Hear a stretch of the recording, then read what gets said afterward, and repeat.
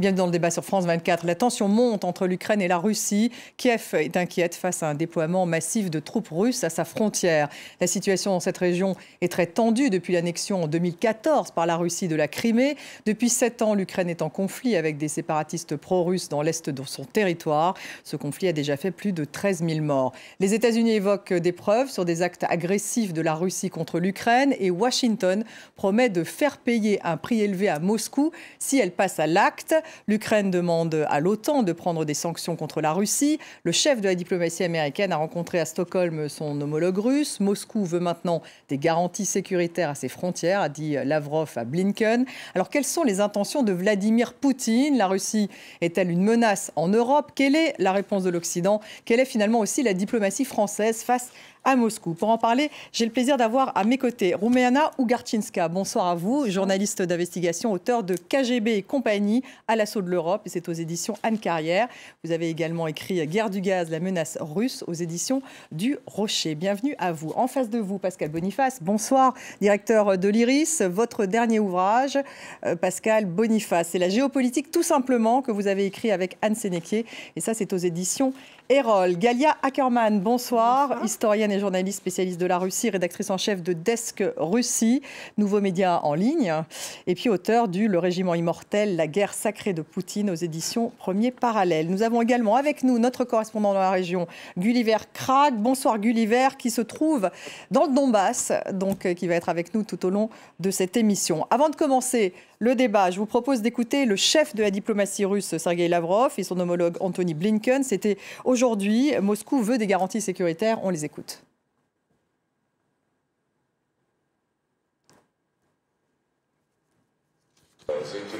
Nous sommes prêts à aller de l'avant pour régler la crise ukrainienne. Et nos collègues américains ont répété à plusieurs occasions qu'ils étaient prêts à nous aider à y parvenir. Le meilleur moyen d'éviter une crise, c'est la diplomatie. Et c'est pourquoi j'ai hâte de discuter avec Sergueï. Mais, pour être clair et honnête, ce qui est le mieux à faire, si la Russie décide de poursuivre la confrontation, il y aura de graves conséquences. Ça, c'est la diplomatie à Stockholm. Et on va aller tout de suite dans le Donbass, justement, retrouver Gulliver Krag. Les deux chefs de la diplomatie donc, se sont vus. Est-ce que les troupes russes sont effectivement beaucoup plus présentes aux frontières de l'Ukraine ? C'est surtout l'intelligence, les renseignements américains qui nous disent que les troupes russes sont très nombreux juste de l'autre côté de la frontière.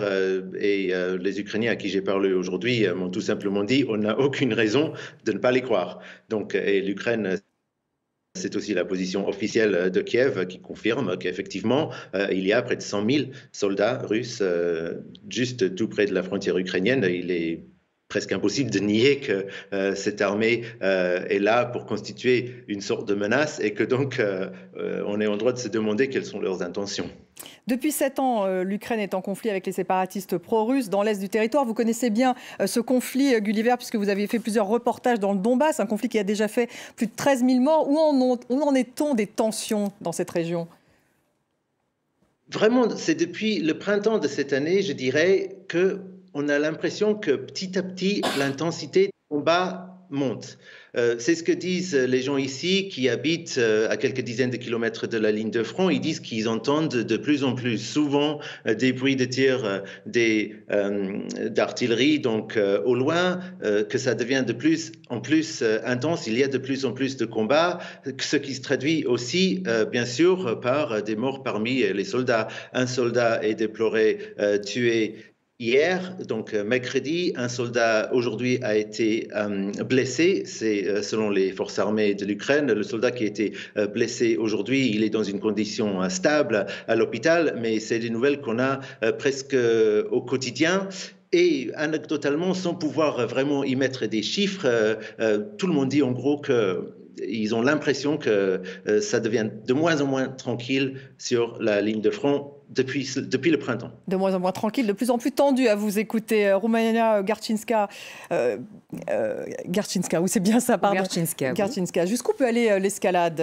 Quelles sont les intentions de Vladimir Poutine? Alors il est clair que Vladimir Poutine veut impressionner, faire peur.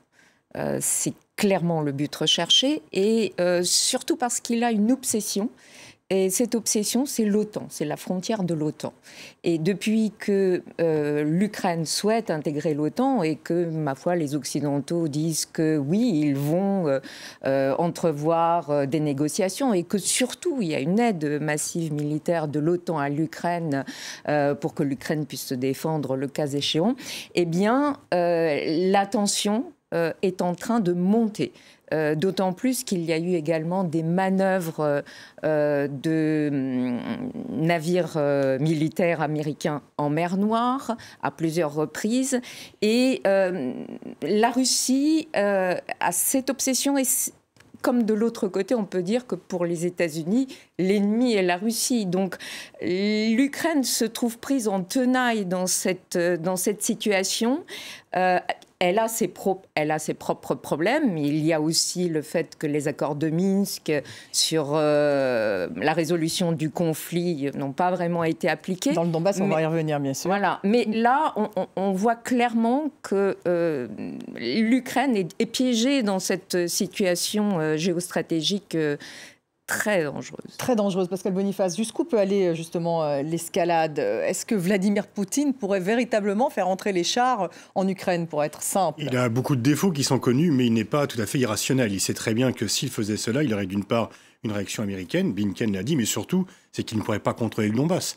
Et les guerres de contre-insurrection, les Russes l'ont payé, les Soviétiques en Afghanistan, les Russes en Tchétchénie, donc ils n'ont pas envie d'envahir un pays d'une région qu'ils ont du mal à contrôler. Par contre, faire peur et déstabiliser l'Ukraine, empêcher que l'Ukraine puisse un peu se mouvoir, se restaurer et effectivement mettre un veto très ferme sur une éventuelle accession de l'Ukraine à l'OTAN, ça c'est effectivement son intention. Et donc il y a la volonté non pas de conquérir l'Ukraine, mais au moins de l'empêcher de pouvoir adhérer à l'OTAN, qui est effectivement la ligne rouge pour Poutine et pour l'ensemble des dirigeants russes. Du côté américain, eh bien, un peu justement, resserré. quelle réponse, les Américains? Parce que du côté de l'OTAN, ils avaient parlé éventuellement de sanctions, mais vraiment... Les sanctions, il y en a déjà tellement sur la Russie qu'on voit mal quelles sanctions supplémentaires on devrait trouver.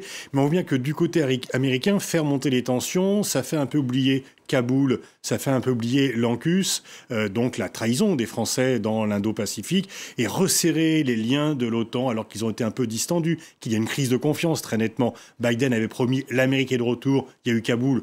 On s'est dit, elle n'est pas tant de retour que ça. Et donc dire, on est là, regardez, il y a une vraie menace militaire russe, mais heureusement nous sommes là, peut être utile pour resserrer les liens avant... Ça fait le changement de ton avec Donald Trump. Voilà, un petit peu. Avant le sommet des démocraties qui va s'ouvrir la semaine prochaine. Galia Ackerman, l'Ukraine souhaite vraiment entrer dans l'OTAN? C'est ce qui se passe? Vous savez, je vous raconterai une petite anecdote. Il y a une dizaine d'années, j'ai été invitée de donner un cours de journalisme à l'université Moïla, donc à la faculté de journalisme. Et c'était justement à l'époque où on a commencé à débattre de cette idée, l'entrée dans l'OTAN. Eh bien, je vous assure que même les étudiants en journalisme ne comprenaient pas bien ce qu'était l'OTAN. Et certainement, une grande partie, peut-être 70% au moins d'Ukrainiens, ne voulaient pas adhérer à l'OTAN. Donc, qu'est-ce que c'est? Une lubie des autorités politiques ukrainiennes? Cette année de la guerre dans le Donbass, plus l'annexion de la Crimée, ont fait que les préférences ont changé. Et vous savez, c'était pareil avec l'Europe de l'Est.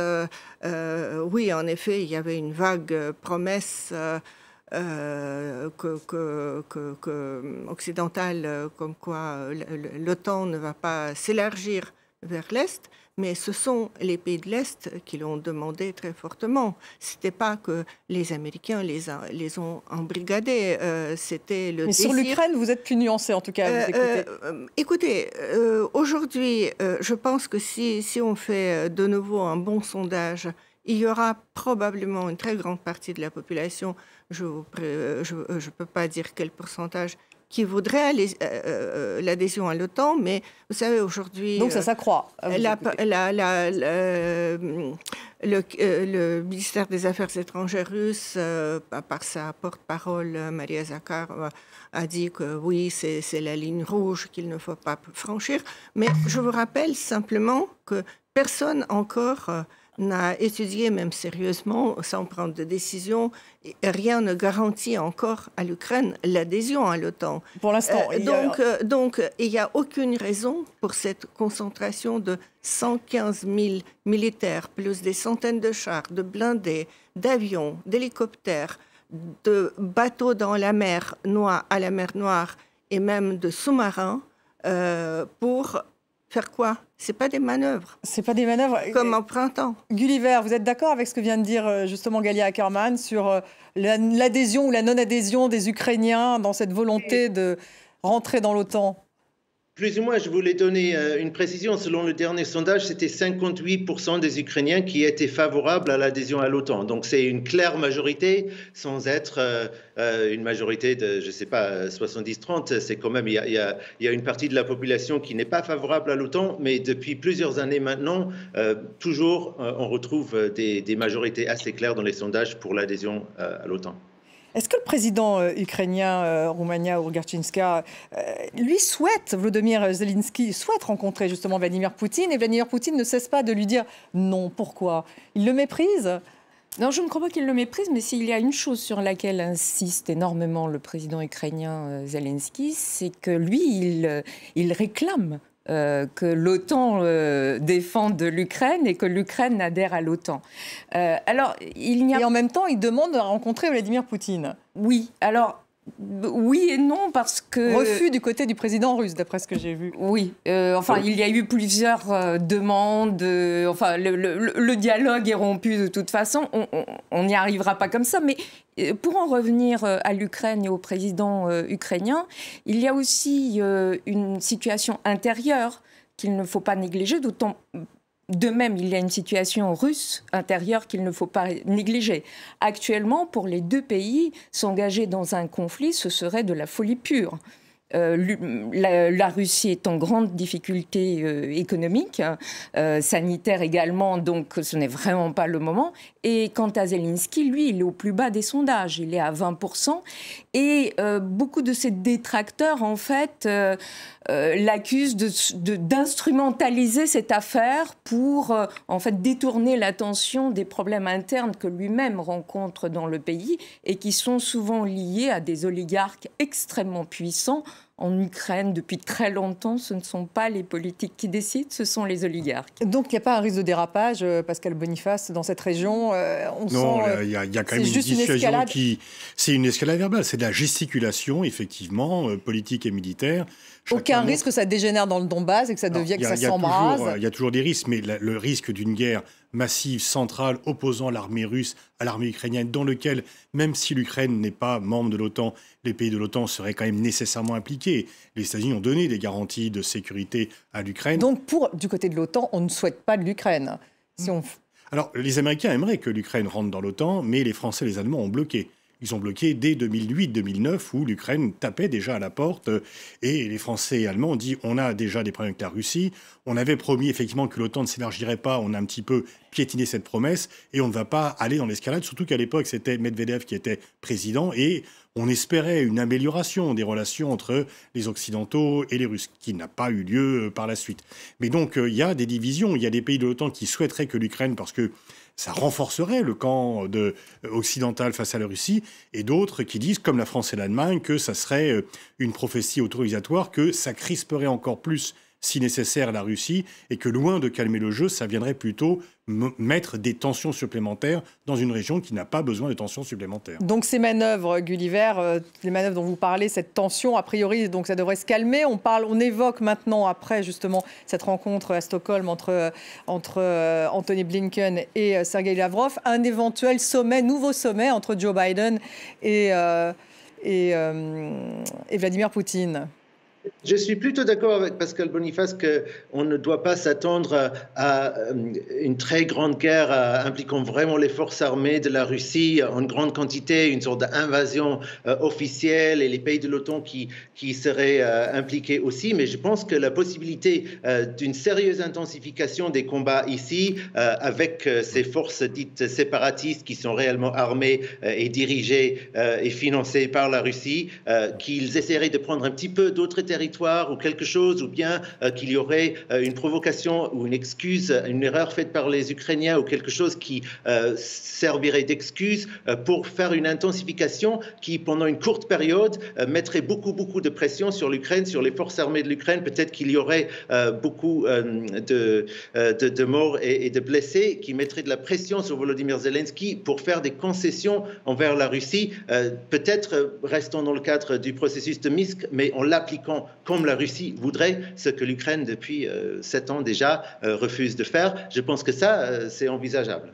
Un mot justement sur ces accords de Minsk, s'il vous plaît, Galia Ackerman, parce que justement, il y a le processus Normandie, il y a les accords de Minsk, et on a l'impression que rien n'est appliqué de tout cela, et qu'effectivement, les tensions continuent en fait depuis toutes ces années.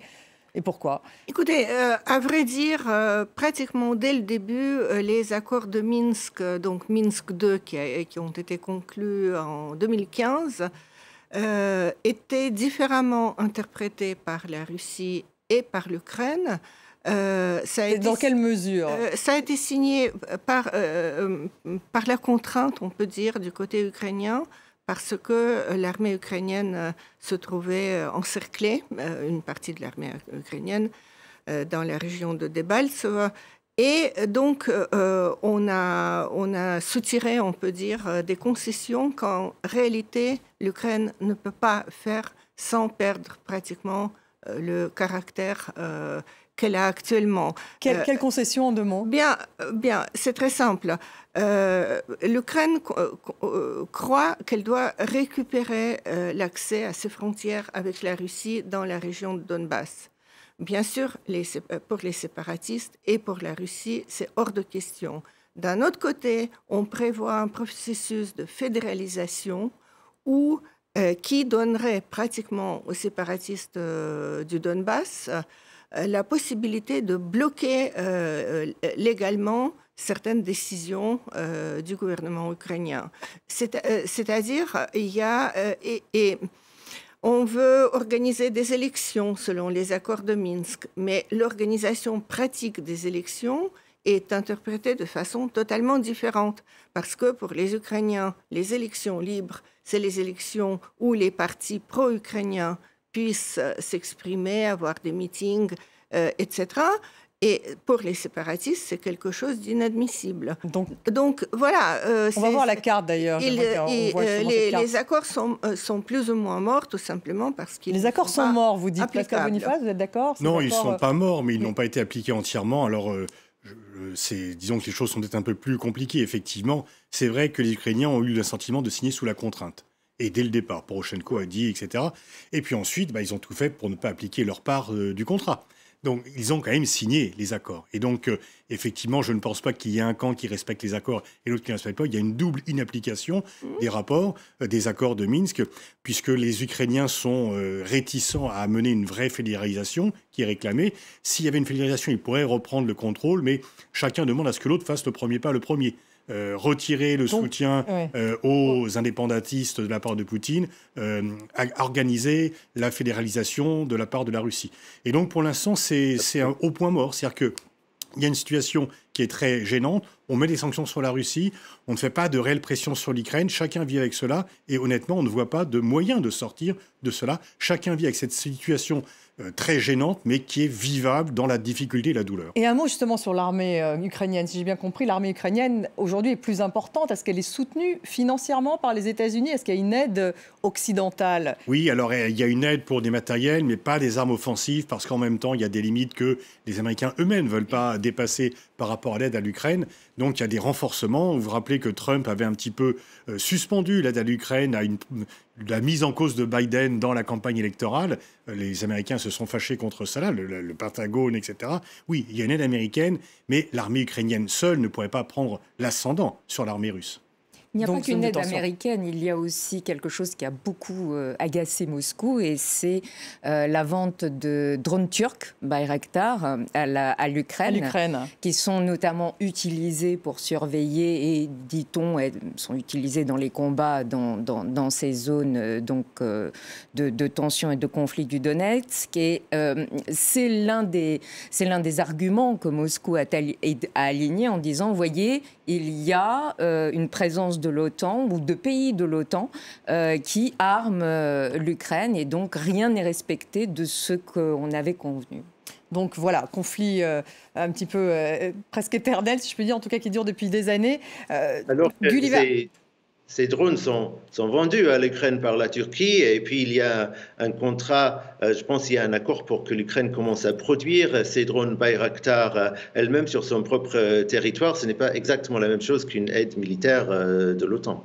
Oui, donc, mais vous confirmez bien que l'armée ukrainienne, enfin qu'effectivement elle dispose de plus d'armes aujourd'hui qu'il y a 10 ans, enfin qu'il y a un renforcement de ce côté-là. Elle est complètement transformée, l'armée ukrainienne, depuis 2014. Si en 2014, elle a été vraiment incapable, elle n'a rien fait contre l'occupation de la Crimée, c'est bien qu'ils étaient complètement incapables parce que l'armée n'était pas du tout en état de mener quelques combats que ce soit. Au moment, enfin 2 mois plus tard, dans le Donbass, ils ont été un peu capables de faire quelque chose, mais l'Ukraine a quand même perdu le contrôle sur un très grand pan de son territoire. Et quand, en l'été 2014, ils ont essayé de reprendre par la force ces territoires, c'est là qu'ils ont été confrontés à des tirs d'artillerie venant de l'autre côté de la frontière russe et ils ont perdu clairement contre une force bien supérieure et c'est là qu'ils ont dû signer ces accords de Minsk. Mais depuis 2014, il y a eu un travail de transformation de l'armée, de renforcement de l'armée ukrainienne considérable avec un budget très important qui est consacré. Alors, ce qui est intéressant, donc on voit cette menace, cette partie de bras de fer entre les Russes, les Américains, les Ukrainiens, les Russes. Et puis, il y a également d'autres armes qu'utilise la Russie, qui est notamment l'arme du gaz. Galia Ackerman, c'est vrai que nombre de fois, on le voit depuis 10 ans, Poutine menace, ou d'ailleurs même réduit carrément la livraison de gaz donc à l'Ukraine, et y compris en Europe. Donc ça, c'est une arme importante, c'est une vraie menace pour l'Europe.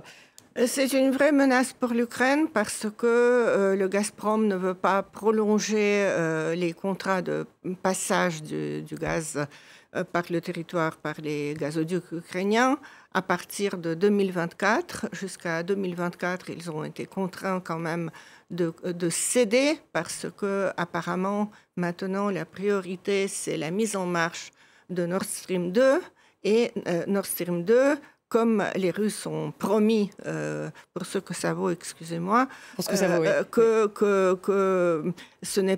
le gaz n'est pas une arme et qu'ils ne vont pas arrêter l'approvisionnement. Négociations qu'ils ont avec les Allemands, il faut le rappeler, Angela Merkel qui était favorable donc à ce gazoduc. Ce sont des sociétés allemandes qui ont très lourdement investi dans ce projet. L'Allemagne a arrêté l'utilisation de son énergie nucléaire. C'est l'Allemagne qui est prise au piège russe, en quelque sorte. Donc, je pense que probablement, ils vont quand même certifier Nord Stream 2. Malgré le changement, parce qu'évidemment, aujourd'hui, il y a une nouvelle coalition. Ils sont peut-être moins favorables à ce fameux gazoduc. Pascal Boniface. Oui, non, c'est un projet effectivement très important pour l'Allemagne. D'ailleurs, Biden a fait une concession aux Allemands en acceptant, en arrêtant de promettre des pénalités ou des sanctions contre les entreprises allemandes qui participeraient à ce projet en fonction de l'extraterritorialité des lois américaines. Donc c'est important pour les Allemands parce qu'ils ont besoin d'énergie. En même temps, il n'y a pas vraiment une arme du gaz pour Poutine parce qu'elle a double tranchant. Lui nous avons besoin de son gaz, il a besoin de nos dollars. Et un des problèmes de la Russie, c'est qu'elle n'a pas su transformer son économie, que l'économie russe est encore dépendante aujourd'hui, 30 ans après l'implosion de l'Union soviétique, pour 75% du gaz et du pétrole comme recette d'exportation. Donc en fait, par rapport au gaz, il y a une double dépendance. Poutine ne peut pas couper le gaz. Non, mais il baisse ses exportations, d'après ce que j'ai lu. Non, il les baisse alors des fois pour faire monter les prix. Mais par exemple, lorsque Loukachenko a dit « on va couper le gaz aux Européens », Poutine lui a dit tout de suite « le patron, c'est moi, ce n'est pas toi, et je continuerai à vendre du gaz aux Européens parce que moi, j'ai besoin de cet argent ». Donc je ne pense pas qu'il y ait une menace. Il y a une menace, effectivement, que si le gazoduc Nord Stream, comme il ne passera plus par l'Ukraine, ça sera des pertes de recettes pour l'Ukraine. Et donc là, c'est effectivement un geste d'hostilité à la guerre de l'Ukraine en disant vous n'êtes pas en bon terme avec nous, on va arrêter de vous subventionner. Mais il n'y a vraiment aucun risque que la Russie coupe le gaz aux Européens, parce que dans ce cas-là, elle se couperait elle-même le robinet à dollars. Mais elle l'a fait déjà avec l'Ukraine. Oumiana, Ogarczynska. Plusieurs fois. Plusieurs fois. Alors, parfois c'était les Russes, parfois c'était les Ukrainiens. Le conflit a été assez long et du coup, c'est l'Europe qui s'est retrouvée sans gaz, surtout. Donc c'était un impact... Quant à dire que le Nord Stream 2 va faire en sorte que les quantités qui transitent par l'Ukraine vont diminuer, non. Parce que la consommation de gaz et la demande en gaz est exponentielle en Europe. On produit de plus en plus d'électricité avec le gaz et on a vu ce qui s'est passé quand les prix du gaz ont flambé, les prix de l'électricité ont flambé. Donc effectivement, je suis d'accord, il y a une interdépendance totale. 40% des recettes russes viennent des hydrocarbures. Ils ne peuvent Oui, mais ça ne l'empêche pas en tout cas de menacer, dans les mots en tout cas. Ah, mais oui, ils l'ont fait avec la Moldavie tout à fait récemment. Le pays moldave à 95%. C'est plus facile de le faire avec la Moldavie qu'avec la France. Et, mais il y a aussi le fait que dans le cadre de la transition énergétique et des sanctions vis-à-vis de la Russie, l'Europe et Bruxelles ont quand même recommandé à ce qu'on baisse le nombre de contrats et d'approvisionnement en provenance de la Russie. Donc c'est à double tranchant et on se retrouve d'une part et d'autre piégé dans cette interdépendance énergétique. Qu'est-ce qu'on en dit justement en Ukraine de cette diplomatie, de cette menace gazière côté russe ? Ce que les autorités ukrainiennes disent, et notamment Yuri Vitrenko, le chef de la compagnie nationale de gaz Naftogaz, c'est que la perte de ces 1,5 milliard de dollars par an, je pense, ce n'est pas vraiment la chose qui les inquiète le plus. C'est plutôt, ils considéraient ce réseau de gazoducs comme une sorte de garantie de sécurité que la Russie n'attaquerait pas d'autres parties de l'Ukraine par où ces gazoducs passent. C'est ce qu'on entend systématiquement quand on demande à des personnes dans le gouvernement ukrainien ou dans Naftogaz, toujours ils parlent de cet élément sécuritaire. Voilà, je ne sais pas vraiment qu'est-ce qu'il faut en penser parce que je pense aussi comme Pascal Boniface, il me paraît assez improbable que la Russie tenterait une offensive d'ouvrir un autre front quelque part d'autre en Ukraine, par exemple, par où passent ces gazoducs maintenant qu'elle n'en a pas besoin. Ça paraît assez invraisemblable, mais c'est vraiment l'inquiétude qu'on entend toujours exprimée par des officiels ukrainiens. Pascal Boniface, alors justement avec le changement aujourd'hui en Allemagne, avec la nouvelle coalition social-démocrate, vert et libéral-démocrate, cette nouvelle chef de la diplomatie allemande, elle est très anti-russe, me semble-t-il. Ah oui, très clairement. Donc est-ce qu'il y aura des changements justement dans cette relation entre l'Allemagne et la Russie? En fait, dans la nouvelle coalition, il y a le Parti social-démocrate qui était plutôt plus pro-russe que les chrétiens démocrates et les Verts qui sont beaucoup plus anti-russes que les chrétiens démocrates et les sociodémocrates et qui mettent en avant la question des droits de l'homme beaucoup plus fortement. En même temps, c'est une coalition, donc ils vont trouver un accord et en même temps, l'Allemagne, c'est la stabilité. Donc je ne pense pas qu'il y ait une révision déchirante ou dramatique des relations entre l'Allemagne et la Russie, pas plus qu'il y aura une révision déchirante des relations entre l'Allemagne et la France. Ça sera la continuité. Vous pensez qu'ils ne vont pas y avoir de levée de bouclier plus importante face justement aux atteintes aux droits de l'homme, mis d'accord pour les affaires Navalny. Nord Stream 2. Les Verts étaient contre Nord Stream 2 lorsqu'il était en opposition. Nord Stream 2 va quand même se terminer. Il y a une sorte de réalisme quand on est au gouvernement. On n'a pas toujours les mêmes positions quand on est dans l'opposition.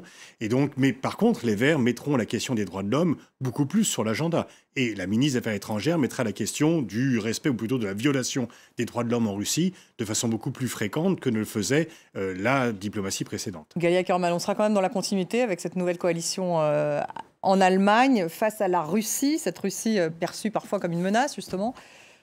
C'est un peu tôt pour le dire. C'est vrai que Mme Baerbock est tout à fait opposée Baerbock, donc la nouvelle chef de la diplomatie. À Nord Stream 2. Et bien sûr, ils vont défendre les droits de l'homme. Mais comment ils vont s'organiser dans la coalition pour apaiser les contradictions très fortes donc entre Mme Baerbock, ministre des Affaires étrangères, et M. Scholz, le nouveau chancelier, ça, c'est encore tôt de le dire, tout simplement. C'est clair que Nord Stream 2, tôt ou tard, quand il aura passé la certification, les vraies questions... La certification pour quand, en fait, Nord Stream 2? Ils disent que ça va durer jusqu'au mois de mai, mais peut-être un peu avant. Donc mai 2022, en tout cas printemps de l'année prochaine, il y aura donc ce gazoduc qui contourne l'Ukraine et qui va jusqu'en Allemagne. Mais vous savez, moi je pense que quand même, il y a eu un chantage gazier contre l'Europe. Et le chantage, c'est juste qu'ils n'ont pas fourni des quantités supplémentaires, sauf ceux qui ont été strictement prévus par les contrats actuels, ce qui a créé une sorte de panique.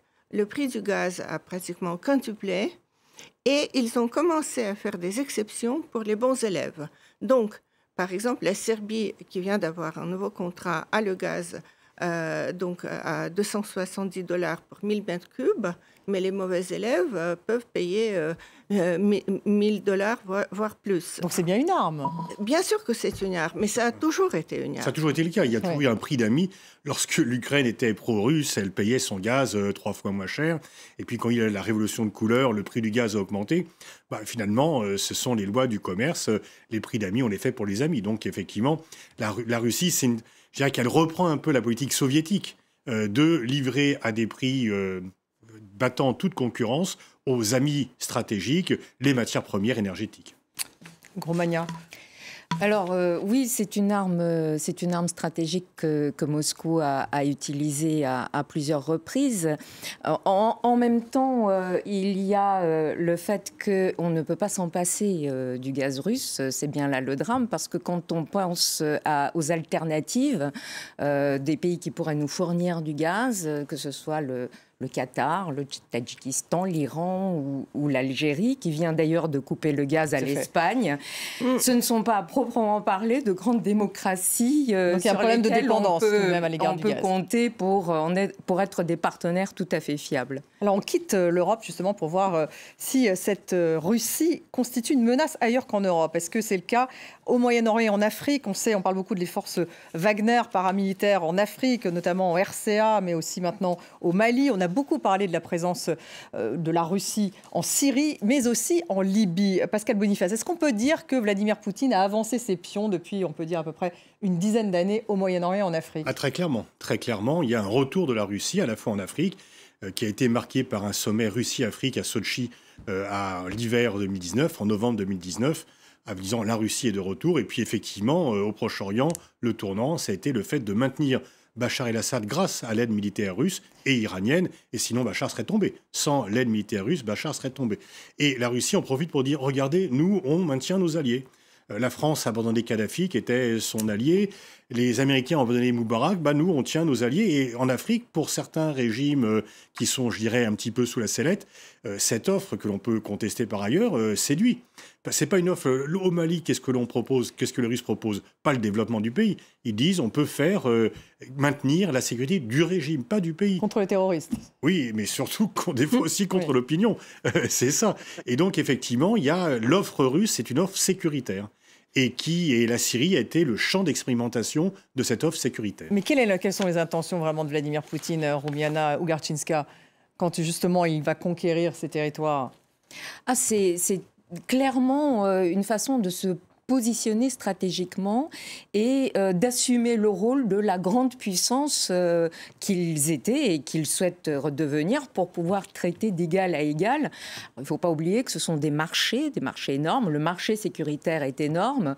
La Russie a vendu depuis 5 ans pour 8 milliards d'armements à l'Afrique, principalement à l'Algérie et à l'Égypte, mais fournit également des centrales nucléaires. Il y en a 8 8 contrats ont été signés en Afrique.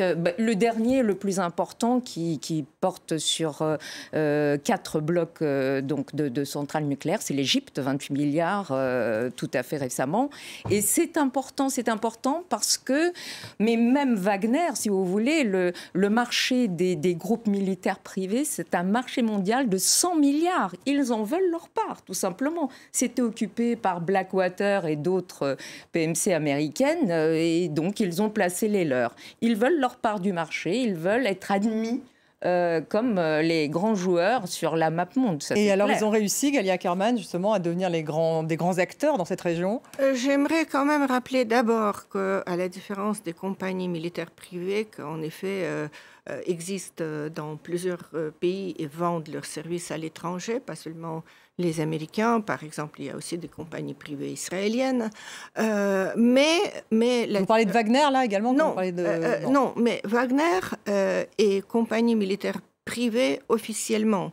Officiellement, elle n'existe même pas parce qu'en Russie, il y a une loi qui n'autorise pas l'existence de compagnies militaires privées. Mais en réalité, il y a plusieurs preuves de cela. Ça a été démontré par des journalistes d'investigation. C'est que Wagner se trouve sous contrôle de l'état-major russe. C'est-à-dire que... Il nie, mais qui est un fait. Donc, qui est un fait. Et donc la Russie fait intervenir Wagner là où elle ne veut pas intervenir officiellement, mais les Wagner sont en mission, il faut dire encore une fois clairement, pour le gouvernement russe. Et puis ils sont en négociation avec les autorités maliennes également. Oui, effectivement, ils sont déjà en RCA, République centrafricaine. Ils sont en train un peu de nous tailler les croupières et d'éliminer un petit peu la France ou de réduire notre part. Ils veulent faire la même chose au Mali. Effectivement, c'est à la fois du privé pour faire de l'argent et en même temps, Wagner ne va pas faire une politique différente du Kremlin. Mais en même temps, les compagnies israéliennes font aussi la même chose. Elles sont en liaison. C'est un peu le propre. Pourquoi on crée des compagnies militaires privées?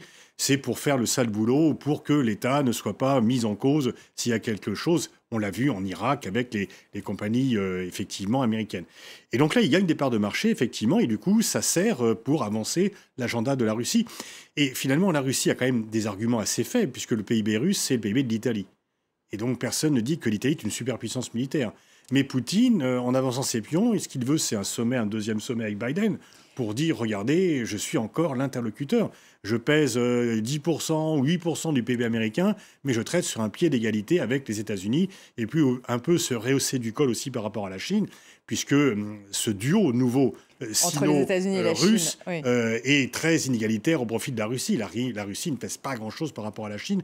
Et donc Poutine aussi gonfle ses muscles parce que finalement, ses atouts réels ne sont pas aussi importants que cela. Alors justement, est-ce qu'il y aura un sommet Biden, un nouveau sommet Biden-Poutine, Galia Ackerman? Et qu'est-ce qu'il pourrait donner? On se souvient du sommet de Genève qui a eu lieu cet été. Ils ont beaucoup parlé de cybersécurité, oui. D'ailleurs. Ça, oui. C'est une autre menace, d'ailleurs, qu'on pourrait approcher. Absolument. Et il faut dire que cybersécurité, comme la comprennent le régime russe, c'est pas tout à fait la cybersécurité dans notre interprétation. C'est-à-dire parce que maintenant, il y a un processus très intense en Russie de prise de contrôle de la population par des moyens électroniques. On a déjà, par exemple, la reconnaissance faciale dans le métro de Moscou, etc. Ils y viennent peu à peu, alors. C'est l'imitation de ce que fait la Chine. Mais c'est une imitation qui se développe très vite. Le Premier ministre Mishustin, qui n'est pas un personnage très médiatique, est en train de faire une sorte de révolution numérique dans son propre pays qui mettra effectivement les citoyens sous contrôle. Gulliver Krag, c'est vrai qu'on a beaucoup parlé à une époque des hackers. Vous savez, il y avait des hackers ukrainiens d'un côté, des hackers russes de l'autre. La cybersécurité, ça fait partie un peu aussi de l'enjeu de toute cette zone européenne. Et effectivement, ça sera probablement une des discussions d'un deuxième sommet entre Biden et Poutine. Oui, absolument. C'était l'une des thématiques principales dont ils ont discuté à Genève au mois de juin. Mais j'avoue que je n'ai pas suivi dernièrement les dernières retombées de ces histoires de cybersécurité en Ukraine. En tout cas, on n'a pas eu de grand hack qui a fait tomber des réseaux. Depuis, je ne sais plus, c'était quand, il y a quelques années, il y avait quelque chose qui faisait que rien ne fonctionnait, mais je suis désolé, je ne me souviens plus exactement de la date. Donc ça veut dire qu'effectivement, il n'y a pas eu de grands événements depuis. Enfin, ça reste un sujet. Il nous reste quelques minutes pour conclure. Est-ce qu'effectivement, je vais faire un petit tour de table, Gulliver, est-ce que c'est une menace, la Russie? Oui, clairement. Vous dites oui. Oui, mais c'est une menace que je pense qu'il est possible de contrer quand on fait comme les États-Unis font en ce moment, en disant très clairement qu'il y a des actions qui ne seront pas acceptables. Mais on est dans une situation où la Russie a perdu l'Ukraine et n'est pas content d'avoir perdu l'Ukraine. Et tant qu'on est dans cette situation, il y a clairement une tension, il y a clairement des risques. Galia Ackerman, c'est une menace, la Russie ? Absolument, et bien sûr, c'est une très grande menace sur l'Ukraine. La Russie n'a jamais avalé, si j'ose dire, le fait que l'Ukraine a suivi une voie beaucoup plus occidentale. Pour la Russie, il y a un retour assumé vers, on peut dire, l'Union soviétique, le soviétisme sans communisme, et la tentative de blanchir l'histoire assez sombre du XXe siècle soviétique, alors que pour l'Ukraine, il y a une égalité entre le communisme et le nazisme, et c'est validé au niveau législatif. Donc, on n'a plus le temps. Pascal Boniface, non, ce n'est pas une menace. Secondes. Les dépenses militaires russes, c'est 60 milliards de dollars. Les dépenses militaires des pays européens de l'OTAN, c'est 270. La Russie est un défi stratégique, ce n'est pas une menace militaire. Et vous, qu'est-ce que vous en pensez ? La Russie est aussi menaçante que son symbole qui est l'ours. Et l'ours, parfois, met du temps à réagir, mais il réagit surtout quand on le menace aussi. Merci beaucoup, Roumiana Ugarczynska. Merci à vous, Pascal Boniface. Merci, Galia Ackerman. Merci, bien sûr, Gulliver Crack, donc, qui est à Kiev. Merci à vous tous d'avoir suivi. Restez avec nous sur France 24.